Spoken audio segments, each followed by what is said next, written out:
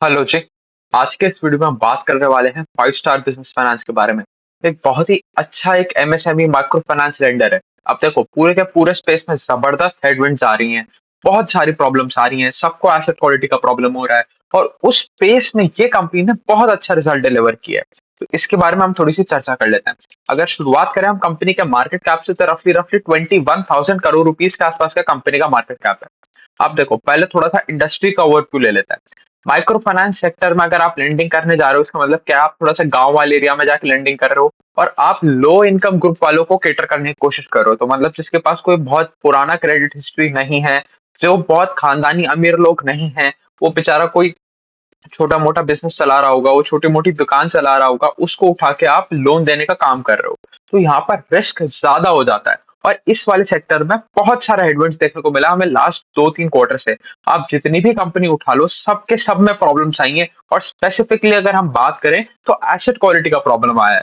और जब भी किसी भी फाइनेंशियल इंस्टीट्यूशन में एसेट क्वालिटी का प्रॉब्लम आता है, तो हमें सीधा सीधा इम्पैक्ट देखने को मिलता है उसकी ग्रोथ फिगर्स के ऊपर, कि भाई आपका एयूएम ग्रोथ नीचे आ जाता है, डिस्बर्समेंट ग्रोथ नीचे आ जाता है, आप पैसा बाहर भेजना कम कर देते हो। आप पहले अपना जो करंट पैसा बाहर गया हुआ है उसको प्रोटेक्ट करने के बारे में ज्यादा ध्यान देते हो, कि भाई आपकी एसेट क्वालिटी को सुधारने के ऊपर ज्यादा ध्यान देते हो, अपनी कलेक्शन एफिशिएंसी को इंप्रूव करने के ऊपर ज्यादा ध्यान देते हो। अब देखो ये हुआ क्या है, ये माइक्रो फाइनेंस सेक्टर का एक पूरा का पूरा साइकिल चलता है। तो जैसे अगर आप देखोगे 2021-22 के आसपास है, ये 3 से 4 क्वार्टर का या 6 क्वार्टर का 8 क्वार्टर का एक बहुत अच्छा साइकिल चला। सारी की सारी कंपनियां जबरदस्त पेस पे ग्रोथ दिखा रही थी। कोई कंपनी 50% ग्रो कर रहा था, 60% ग्रो कर रहा था, 70% ग्रोथ करने वाली वाली भी हमारे पास माइक्रो फाइनेंस कंपनीज थी। बहुत अच्छा फेज रहा। अब उसके बाद क्या हुआ, जो माइक्रो फाइनेंस वाला कस्टमर है वो ओवर लेवरेज हो गया। तो मतलब वही दुकान वाले को वही सिक्योर्ड लोन करने वाली 4 कंपनी आ गई। तो हर चारों की चारों कंपनी ने उसको 2-2 लाख 2-2 लाख 2-2 लाख करके 8 लाख रुपए का लोन दे दिया। तो पर कंपनी की अगर आप बात करो तो उसके पास सिर्फ 2 लाख रुपए का लोन है, बट ओवरऑल इंडिविजुअल लेवल पे बात करो तो उसके पास 8 लाख का लोन आ गया। अब उसके 8 लाख की औकात है नहीं, ये चीज समझ के चलना पड़ेगा। तो जो एंड कंज्यूमर है वो ओवर लेवरेज हो गया है। इसकी वजह से अब वो डिफॉल्ट करे जा रहा है। डिफॉल्ट करने की वजह से इन सारी की सारी कंपनियों की एसेट क्वालिटी खराब होती जा रही है। तो ये साइकिल है, ये माइक्रो फाइनेंस का यही साइकिल चलता है। हर आपको 4-5 साल में ये साइकिल रिपीट होता हुआ देखने को मिलेगा, कि एकदम से बहुत तगड़ा बुल रन आएगा इन सारी कंपनियों में, सारी कंपनी बहुत अच्छा ग्रोथ करेंगी। मतलब ये एक सेक्युलर ग्रोथ कंपनी नहीं है। आपको कभी भी नहीं देखने को मिलेगा कि कोई माइक्रो फाइनेंस कंपनी ऐसा हो कि 10 साल तक लगातार ग्रोथ करती रहे विदाउट एनी प्रॉब्लम्स। देखो प्रॉब्लम आने को तो Kotak Mahindra bank, HDFC bank में भी आती है, बट इनकी इतनी बड़ी प्रॉब्लम्स हो जाती हैं कि ये लोग लॉस रिपोर्ट करने लग जाते हैं। जैसे हमने लास्ट क्वार्टर में देखा फ्यूजन माइक्रो फाइनेंस के साथ, कि भाई उन्होंने तो घाटा ही रिपोर्ट कर दिया, कि भाई हमें इतने ज्यादा प्रोविजन बढ़ाने पड़े कि हमारा पार्ट ही नीचे से गायब हो गया। तो ये माइक्रो फाइनेंस साइकिल का पार्ट है, कि आप 2-3-4 साल आपको बहुत अच्छा रिजल्ट देखने को मिलेगा, उसके बाद एकदम से आप सारी की सारी एसेट क्वालिटी खराब करोगे, फिर आप अपनी सारी की सारी लोन बुक को वाइप आउट करोगे और फिर वापस फ्रेश स्टार्ट करोगे। फिर फ्रेश स्टार्ट करके आपको 2-3 साल अच्छा ग्रोथ देखने को मिलेगा, फिर यही वापस कहानी हो जाएगी। तो आपको ध्यान रखना है कि आप इसमें गलत वाली साइकिल में ना फंसो, इस चीज का हमें बहुत ज्यादा ध्यान देना है। अब इन सारी चीजों के साथ अब हमें क्या देखना है, कि इसमें सबसे अच्छा प्लेयर कौन सा है, जिसने अपने लॉसेस को सबसे ज्यादा कंटेन करके रखा हुआ है, अपनी एसेट क्वालिटी को ढंग से मेंटेन करके रखा हुआ है। देखो जब पूरी की पूरी इंडस्ट्री में प्रॉब्लम आएगा, तो कभी भी कोई भी ऐसा कंपनी नहीं होगा जिसको बिल्कुल भी इफेक्ट ना पड़े।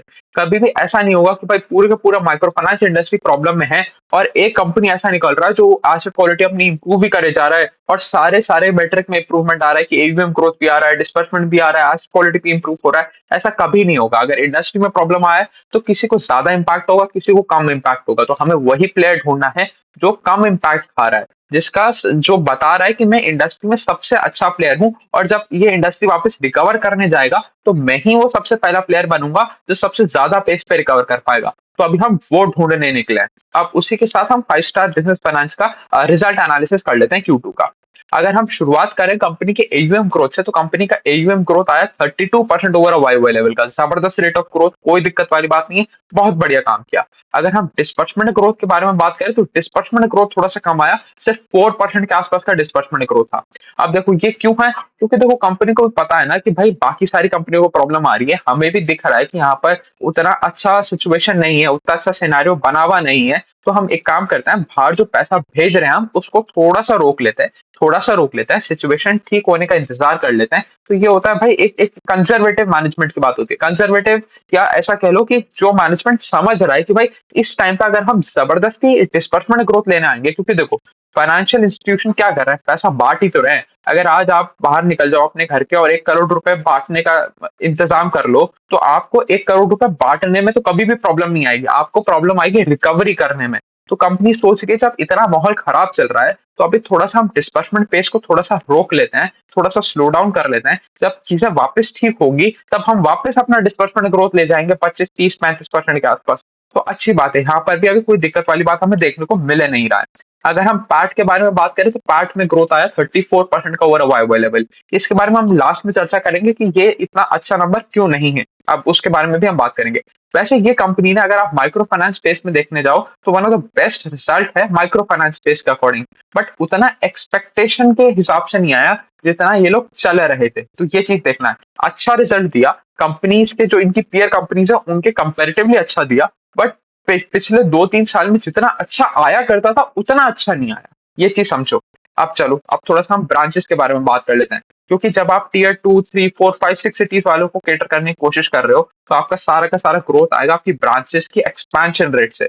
तो अभी इन्होंने 113 नई ब्रांचेज़ ऐड कर ली, जो पूरा मतलब Q2 ओवर Q2 में वाई-ओवाई लेवल पे, जो कि हो गया लगभग-लगभग 25% के आसपास का ब्रांच एक्सपेंशन रेट। ये भी अच्छी बात है कि भाई आप ब्रांच ढंग से, मतलब 25% से अगर आपका सीधा-सीधा ब्रांच एक्सपेंशन नहीं है, तो आपको बहुत ज़्यादा दिक्कत नहीं होगी अपनी लोन बुक को 30, 35, 40% के आसपास बढ़ाने पे। क्योंकि देखो क्या है, आपने नई ब्रांच खोली, नई ब्रांच से नया ग्रोथ आया, तो 25% का ग्रोथ तो सीधा-सीधा आ गया। जो आपकी पुरानी ब्रांचेज़ है, पुरानी ब्रांच में भी तो जैसे हम सेम स्टोर सेल्स ग्रोथ देखा करते थे, तो पुरानी ब्रांचेज़ में भी थोड़ा-सा ग्रोथ आएगा, तो आपका 35-40% के आसपास का ग्रोथ बन जाएगा। तो यहाँ पर ब्रांच एक्सपेंशन भी बहुत ज़्यादा इंपॉर्टेंट हो जाता है। दूसरी चीज़ इंपॉर्टेंट क्या हो जाती है कि हम एम्प्लॉयी काउंट देखें। 1 सेकंड। दूसरी चीज़ इंपॉर्टेंट क्या हो जाती है कि हम एम्प्लॉयी काउंट देखें कि भाई एम्प्लॉयी काउंट ऊपर जा रहा है। क्योंकि देखो जितनी भी माइक्रो फाइनेंस कंपनी जिसमें आप देख रहे हो एम्प्लॉयी काउंट नीचे जा रहा है, उन सब में काम खराब हो रहा है। क्योंकि देखो कभी भी आप, अगर आप अपना बिज़नेस ग्रो करोगे, तो आपको मैन पावर का हमेशा रिक्वायरमेंट रहेगा। कभी भी आप ऐसा नहीं बोलोगे कि भाई मैंने 4 दुकान नई खोल ली और मैंने नंबर ऑफ एम्प्लॉइज़ को 4 से 2 कर लिया, ऐसा कभी नहीं होगा। तो हमें ये भी देखना है। तो यहाँ पर भी अच्छा खासा इंक्रीज़ आया, यहाँ पर भी कोई प्रॉब्लमैटिक बात थी नहीं। आप थोड़ा-सा अगर ज्योग्राफिकल प्रेज़ेंस के बारे में बात करें, तो ये लोग 10 स्टेट्स और यूनियन टेरिटरीज़ में प्रेज़ेंट हैं और ज़्यादातर इनका कंसंट्रेशन है सदर्न स्टेट्स के अंदर। तो अगर मैं आपको बताऊँ, इनका 38% के आसपास का जो एयूएम है वो आता है आंध्र प्रदेश से, 30% आता है तमिलनाडु से। तो देखो 2 स्टेट हैं, 2 स्टेट हो गए। तो एक बार वापस रिज्यूम कर लेते हैं। तो ये जो 2 स्टेट्स हैं तमिलनाडु और आंध्र प्रदेश, इन दोनों से मिलके ही 68% के आसपास का आपका एयूएम आ जाता है। तो थोड़ा-सा एयूएम जो कॉन्सन्ट्रेटेड है, तो ये भी मतलब अच्छी चीज़ है कि भाई आपके पास अभी इतना रूम फॉर एक्सपेंशन है कि आपके पास सिर्फ़ अभी आप 28-29 स्टेट में से सिर्फ़ 10 स्टेट में ही प्रेज़ेंस हो। तो आप अपना जो स्टेट प्रेज़ेंस है उसको भी 3 गुना लेके जा सकते हो।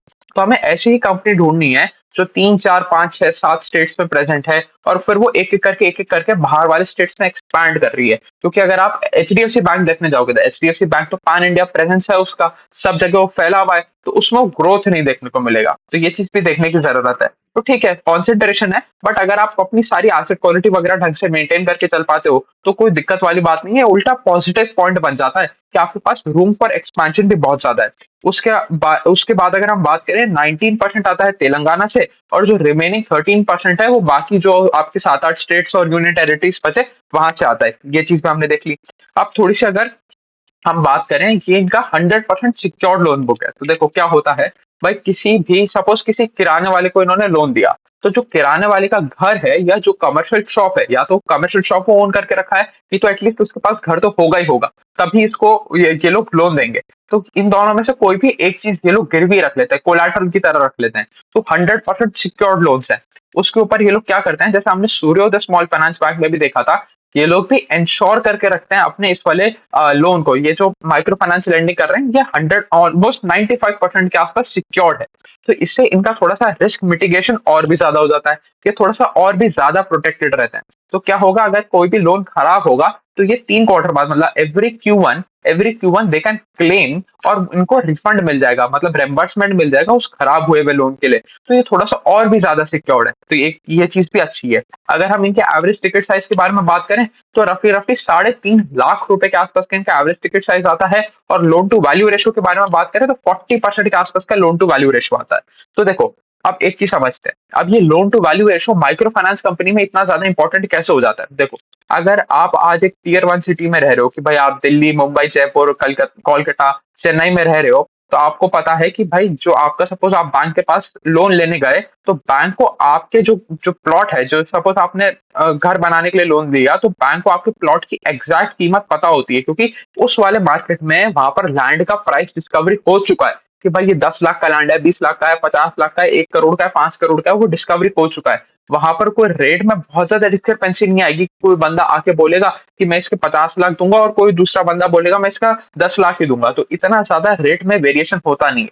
बट जब आप गाँव वाले एरिया में जाते हो, तो वहाँ पर प्राइस डिस्कवरी इतना ज़्यादा हुआ नहीं होता। तो कहीं कोई भी एनबीएफसी ऐसा ना कर दे कि कोलैटरल वैल्यू तो हो 10,000 का, और वो सोच के चल रहा हो कि ये इसका 1 लाख रुपए का वैल्यू है, और 1 लाख रुपए के हिसाब से लोन दे दे।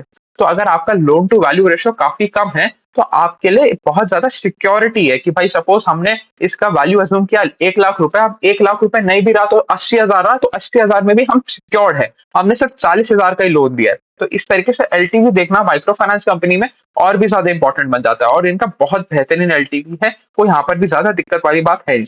अब आ जाते हैं हम एसेट क्वालिटी पे, जो सबसे इंपॉर्टेंट मैट्रिक बन रहा है आजकल हर माइक्रो फाइनेंस कंपनी के लिए।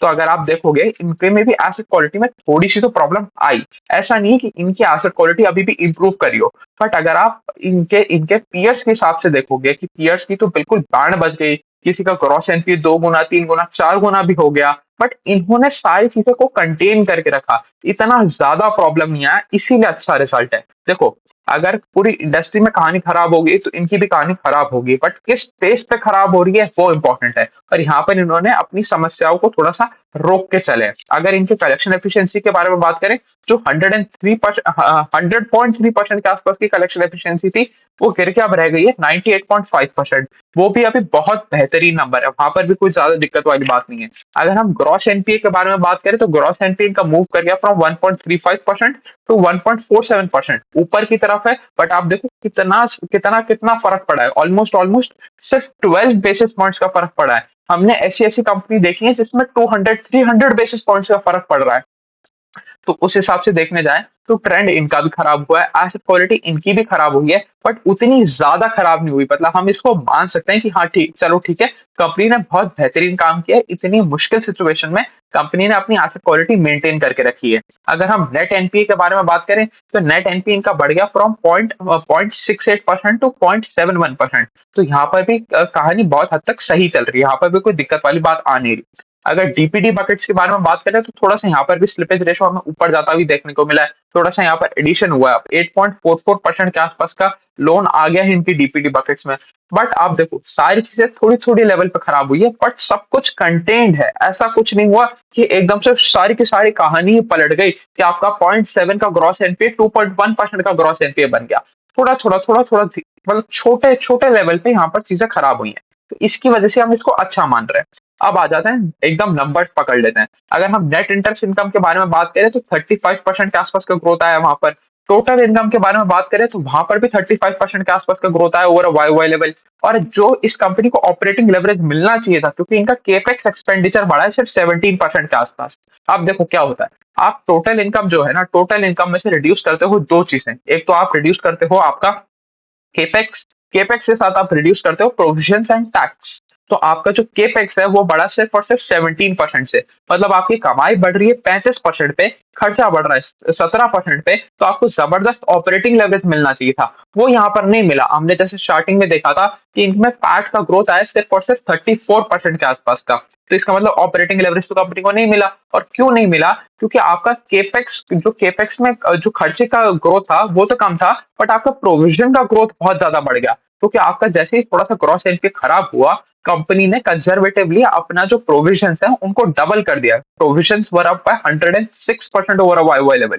इसकी वजह से आपको ऑपरेटिंग लेवरेज आता हुआ देखने को नहीं मिला, तो कोई बात नहीं, बट आपने काम तो सही ही किया। इस सिचुएशन में मैनेजमेंट जो बेस्ट चीज़ कर सकता है, मैनेजमेंट ने वो किया है। अब देखो, इसका मतलब ये नहीं है कि इस कंपनी में हमें इन्वेस्ट करना चाहिए। अब जब पूरे के पूरे सेक्टर में प्रॉब्लम आ रही है, तो आपको सेक्टर को ट्रैक करना है। जब पूरा का पूरा सेक्टर टर्न अराउंड की स्थिति में आएगा, आप देखो, आप सबसे अच्छी कंपनी ढूँढ के रखो कि भाई इस खराब सिचुएशन में भी सबसे अच्छी कंपनी कौन-सी है?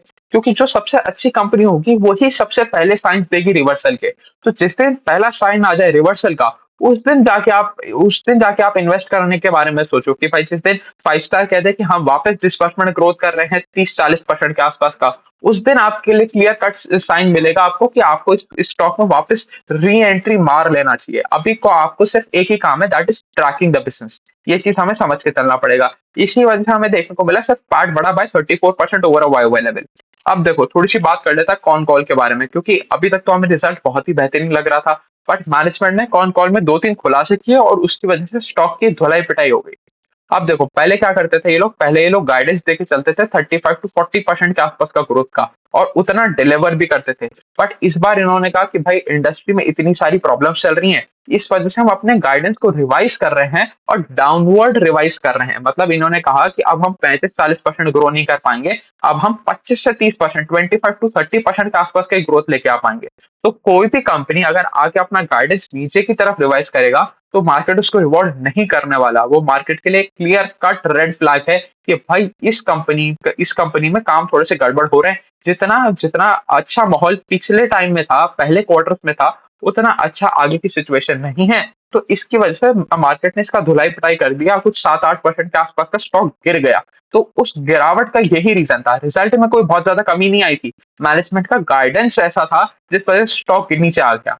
अब देखो, उसके अलावा मैनेजमेंट ने 2-3 चीज़ें और बोली कि देखो, जब इतना ज़्यादा टफ सिचुएशन है, तो अभी हमें अगले 1 से 2 क्वार्टर तो नहीं लग रहा कि हमारे डिस्बर्समेंट वापस वो 25, 30, 40% के आसपास पहुँचेंगे। क्योंकि देखो, जब तक आपकी एसेट क्वालिटी ठीक नहीं होगी, जब तक वो जो कस्टमर है, एंड कस्टमर है, वो वापस वापस नॉर्मल लेवल पे लेवरेज नहीं आ जाएगा, जब तक वो ओवर लेवरेज रहेगा, तब तक आप अपना डिस्बर्समेंट में ग्रोथ लेके आ नहीं सकते।